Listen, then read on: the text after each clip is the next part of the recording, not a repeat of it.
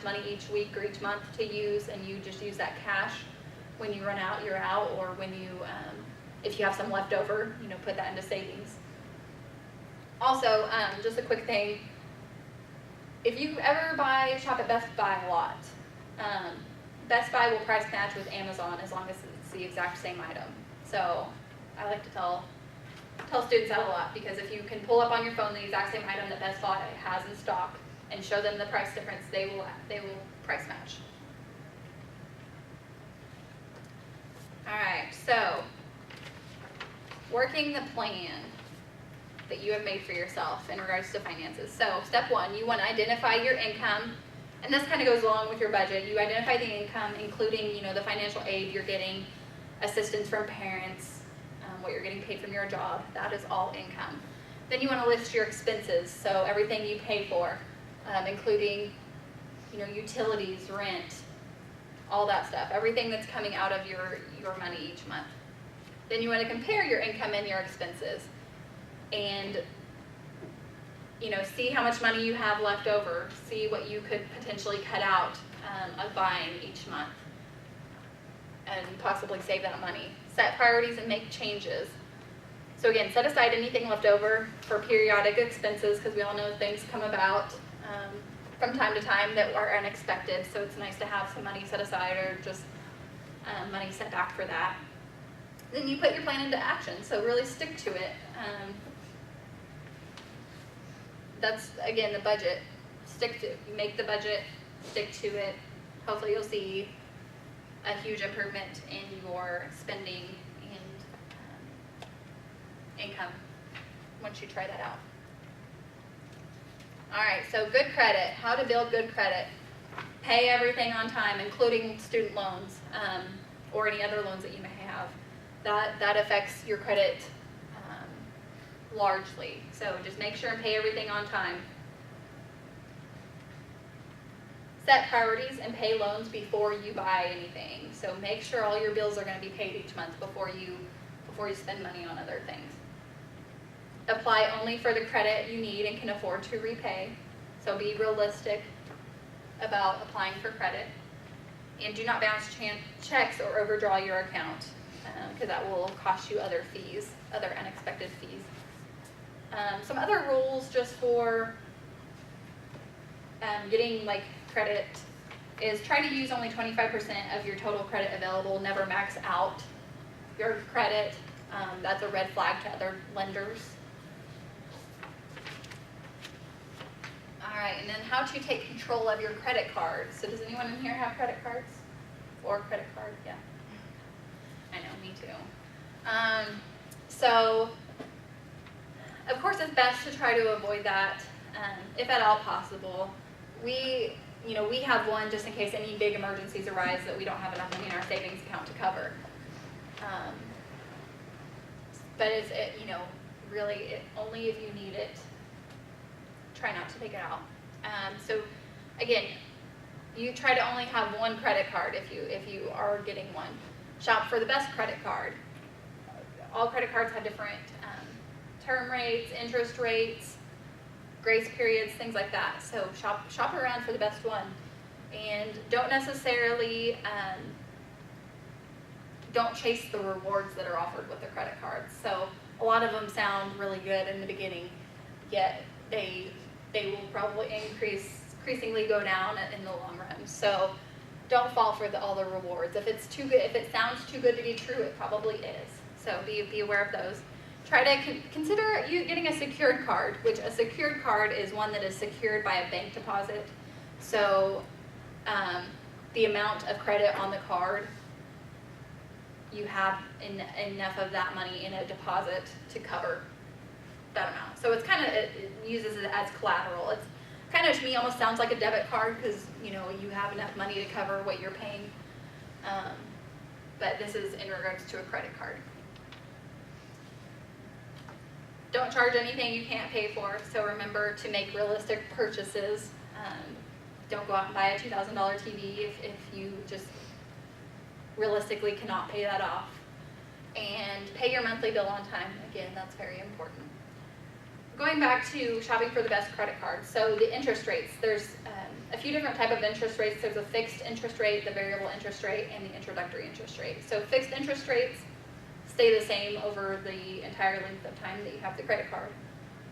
The variable often can go up or down, and often pretty unexpectedly. So you could be caught off guard with your interest rate, shooting up. And then introductory, these usually start out as pretty low, but they increase over time. So just to be aware of the different types of interest rates that you can get on credit cards. All right, so again, if you get a credit card and you use it, try your very best to pay the balance in full. If not, at least make the minimum purchase or the minimum payment. So, because if you don't make the minimum, there are other costs involved. So you need to make sure that you will be able to make the minimum payment on any purchases that you put on a credit card. Think of your credit card as a loan, because it basically is. You've got to pay it back, and you've got to pay back interest that accrues. And subtract credit card purchases from your checking account. Do not get a cash advance. Cash advances, they involve hefty fees and very high interest rates. So avoid cash advances if at all possible. Also on this slide, establish a credit code of behavior. So this would involve, only using credit cards for a certain types of purchases. So saying, okay, I'm only going to use my credit card if something goes wrong with the house. And kind of, again, writing that down and sticking to it almost as like a contract so that you don't use it for mindless or impulsive purchases. Signs that you're in debt trouble. So some common ones are, you don't know how much you owe. You use your credit cards to pay bills. You use your credit cards to pay off another credit card. You make only the minimum payment, you miss payments or the pay date. Creditors have you on speed dial, or you get a job just to pay off your credit card. Those are some big signs that you are in debt trouble. So be aware of those. Danger, thin ice, know when you're walking on thin ice. And if any of these surface, always talk to somebody. Talk to your parents, a counselor, your financial aid office, a credit agency. Talk to them to see what options you may have to get out of this debt trouble.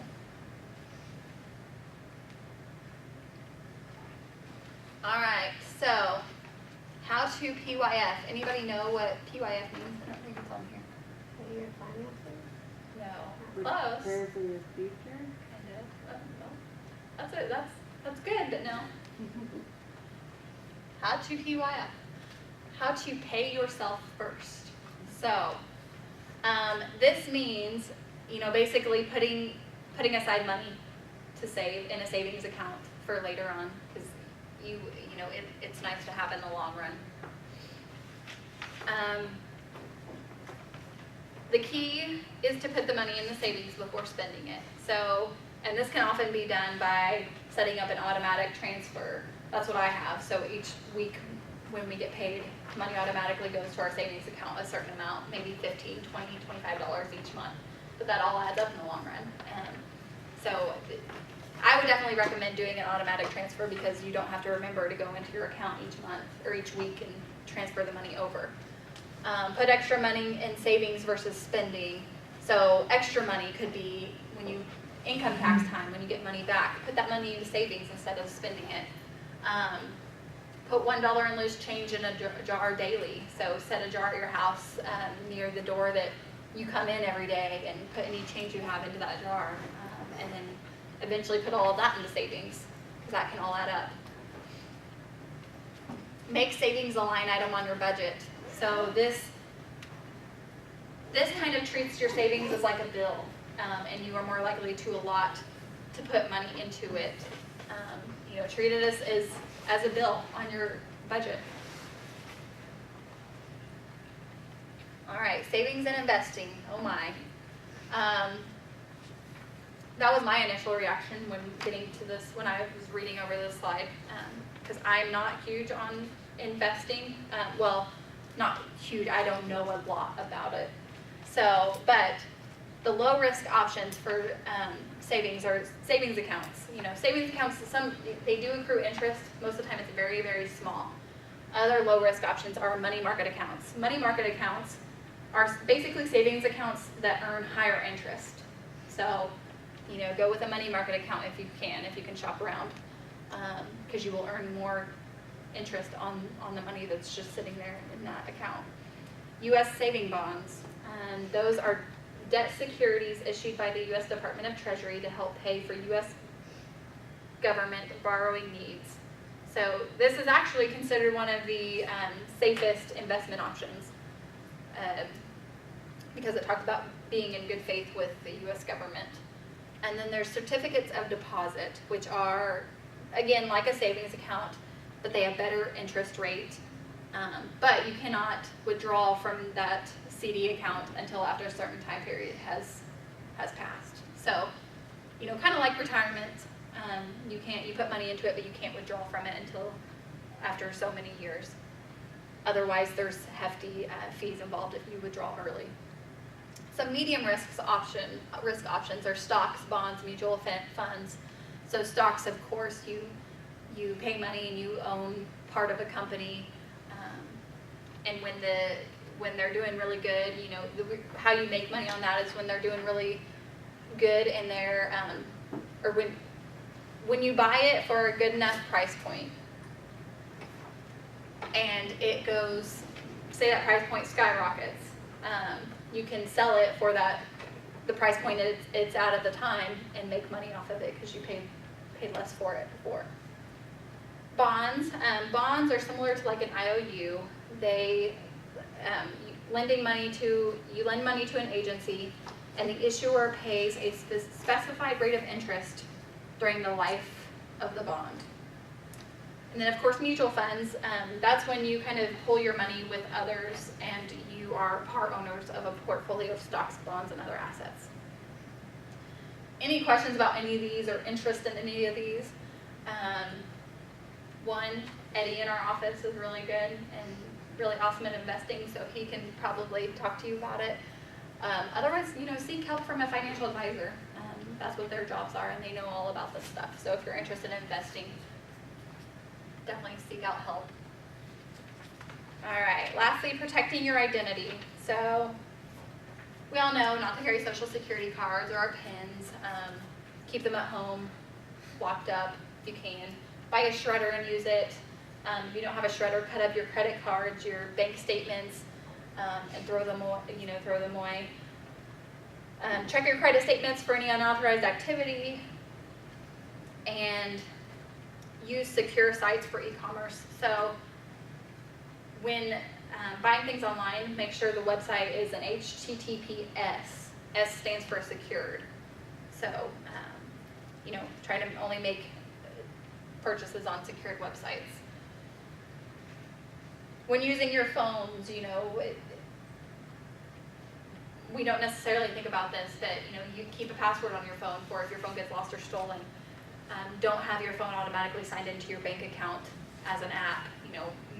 Have you put your password in each time so that if it were to get stolen or lost, somebody wouldn't have easy access to those personal things of yours. Avoid oversharing on Facebook. So like Facebook always is trying to get me to put my phone number or where I live, try to avoid those things as much as possible. Okay, so recap. This was kind of a lot of stuff, but again, the main things that I hope you take away from this is that you know how to create a plan to reach your financial goals and have some financial goals in mind that you want to reach, how to get the most out of your financial aid, how to cut expenses, so not spend as much money and hopefully increase the revenue coming in. How to build good credit and make savings a habit. Credit's important. They don't teach you this stuff in high school, or at least they didn't when I was in high school. But credit's going to help you get loans for big things like a house, a car. So you want to start out having good credit. And again, the key to that is paying things on time. And then make savings a habit. So these, again, hopefully these are some things that you have a better knowledge of and are going to be able to do as a result of this workshop. If Does anyone have any questions? Again, I know that was a lot of stuff compounded into 50 minutes, so. Any questions? No? Okay. Well, if you do later on, if something comes up, shoot me an email or stop by our office. So, if you would, please complete those evaluations before you leave, and you can just, on your way out, turn them over and leave them by the candy or something. And I will get those. So thank you guys so much for attending.